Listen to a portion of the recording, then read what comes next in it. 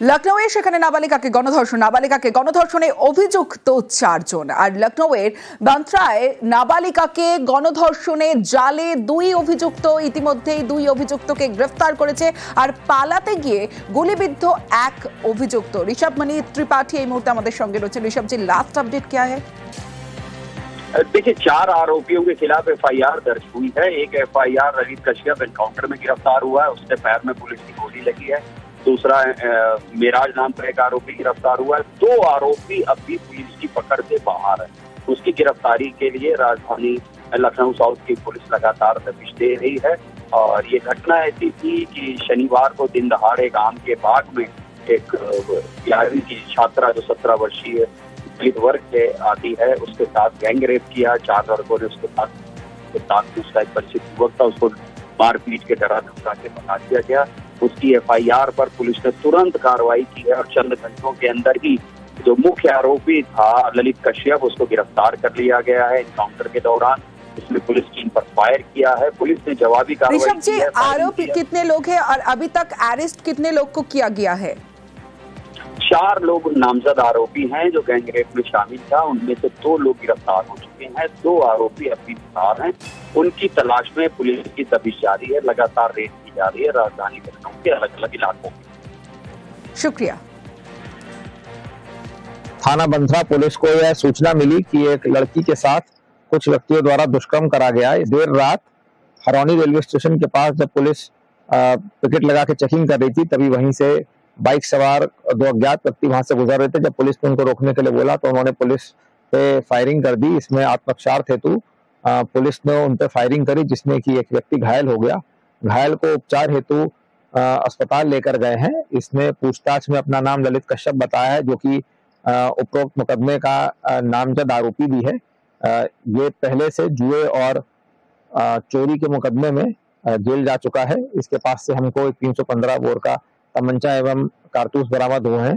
Bike सवार जो दूसरा व्यक्ति था वो मौके से फरार हो गया है। इसके कोम्बिंग ऑपरेशन करके जल्दी इसकी गिरफ्तारी करी जाएगी। साथ ही साथ हमारी एक दूसरी टीम ने इस घटना का जो एक नामजद आरोपी था मेराज, उसको भी स्टेशन के पास से गिरफ्तार कर लिया है। अग्रिम वैधानिक कार्रवाई जारी है। লখনৌয়ে নাবালিকাকে গণধর্ষণ, বিজেপি শাসিত রাজ্যে বারবার প্রশ্নে নারী নিরাপত্তা, সরব মমতা বন্দ্যোপাধ্যায়। অনেক ঘটছে রেগুলার, সেখানে তারা কেয়ার করে না। সেখানে এমনকি যে ধর্ষিতা হয় তাকে পর্যন্ত কোর্টে যাওয়ার আগে রাস্তায় জ্বালিয়ে মেরে দেওয়া হয়। আপনারা তো জানেন এসব কেস। সাংবাদিকদের ধরে নেকেট করে জেলের মধ্যে ভরে রাখা হয়। এরকম অনেক কেস ঘটে। আমরা কোনো কেসকেই সাপোর্ট করি না। লখনৌয়ে গণধর্ষণের অভিযোগ তুমকে রাজনৈতিক তরজা, এনসিআরবি রিপোর্ট উল্লেখ করে সরব বিরোধীরা। ये सरकार में कोई पहला गैंग रेप नहीं है। रेप के मामले में और महिलाओं के ऊपर अन्याय अत्याचार के मामले नंबर 1 हो रहे हैं। सबसे ज्यादा घटनाएं बढ़ रही हैं क्योंकि पुलिस पॉलिटिकल काम के लिए लगाई जा रही है। पुलिस को काम करने नहीं दे रही है बीजेपी के लोग। पुलिस को काम ही नहीं करने दे, और इनकाउंटर सॉल्यूशन नहीं हो सकता है। ये लगातार इनकाउंटर के बहाने ये मैसेज देते हैं कि लॉ एंड ऑर्डर बेहतर है, और जब भी इनकाउंटर करते हैं उसके बाद बलात्कार होती है, उसके बाद हत्या होती है। বিজেপি শাসিত উত্তরপ্রদেশে পুলিশের যোগসাজশেই বারবার অপরাধ, তো তৃণমূলের বাংলার আইন শৃঙ্খলা নিয়ে পাল্টা কটাক্ষ পদ্ম শিবিরের। গণধর্ষণের সময় পুলিশ সাক্ষী হিসেবে উপস্থিত ছিল যে এনকাউন্টার করলেন, নাকি পুলিশ ব্যবস্থাটা করে দিয়ে তারপরে সে একটা গল্প তৈরির জন্য গুলি চালালেন? এটা তো একটা অদ্ভুত ঘটনা হচ্ছে। আমার প্রশ্ন অন্য জায়গায়। এনসিআরবির রিপোর্ট অনুযায়ী উত্তরপ্রদেশে মহিলারা সব থেকে অসুরক্ষিত, সব থেকে বেশি ধর্ষণের ঘটনা উত্তরপ্রদেশে হয়। ধর্ষণকারীদের উপযুক্ত শাস্তি বিধান করার জন্য পশ্চিমবঙ্গে যে ব্যবস্থা নেওয়ার যে আইন পাস করেছিল, সে আইনটাকে আটকে রেখেছে বিজেপি। আর উল্টো দিকে উত্তরপ্রদেশে হলে বলে আমরা ব্যবস্থা নিই।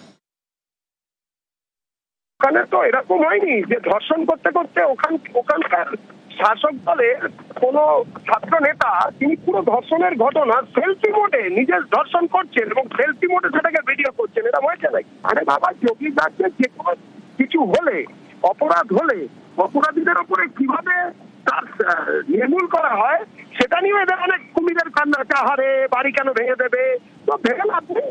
এইসব নিয়ে একটা কথা বলবো, মানুষের